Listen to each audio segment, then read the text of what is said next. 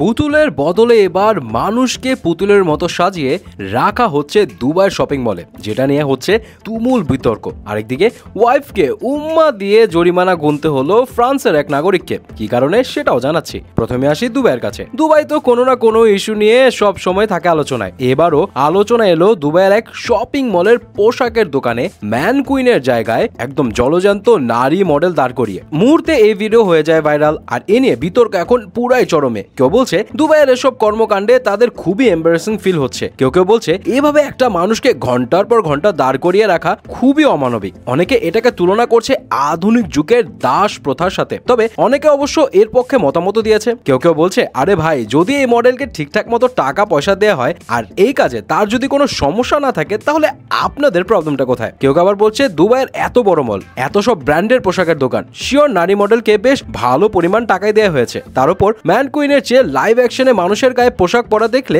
কাস্টমারদের জন্য ওই পোশাক পরলে অ্যাকচুয়ালি কেমন লাগবে সেটা বুঝতে সুবিধা হবে। এমনও কেউ কেউ বলছে একজন না পারলে কয়েকজনকে দিয়ে এসব ব্র্যান্ডেড শপের সামনে একটা ছোট খাটো ফ্যাশন শো করলে আরো ভালো হয়। তো যাই হোক, পক্ষে বিপক্ষে অনেকে অনেক কথা বলছে, কিন্তু আপনাদের কি মনে হয় এই কাজটা কি ঠিক হচ্ছে না ভুল? অবশ্যই জানাবেন। এদিকে ফ্রান্সের বার্গেন্ডিতে প্রতি বছর আয়োজন করা হয় টোর দে ফ্রান্সা নামে একটা সাইকেলিং কম্পিটিশন, যেখানে ফ্রান্সের বিভিন্ন জায়গা থেকে সাইক্লিস্টরা এসে অংশ নেয়। এবারও এই প্রতিযোগিতায় অংশ নিয়েছিল ফ্রান্সের লোকাল অ্যাথলেট জুলিও ব্রেনার্ড। আর নিজেদের লোকাল হিরোর সমর্থনে সবাই জুলিওর নাম নিয়ে দিচ্ছিল জয়ধ্বনি। পুরো 23.3 কিলোমিটার লম্বা রেসিং ট্র্যাক, যেখানে অনেক স্পিডে সাইকেল চালাতে হয়। জুলিওর অতি উৎসাহী সাপোর্টার, আত্মীয় স্বজন আর বন্ধু বান্ধব জুলিওকে দেখে দৌড়ে চলে আসে রেসিং ট্র্যাকের মাঝখানে, যাদের মধ্যে ছিল জুলিওর স্ত্রী আর সন্তানও।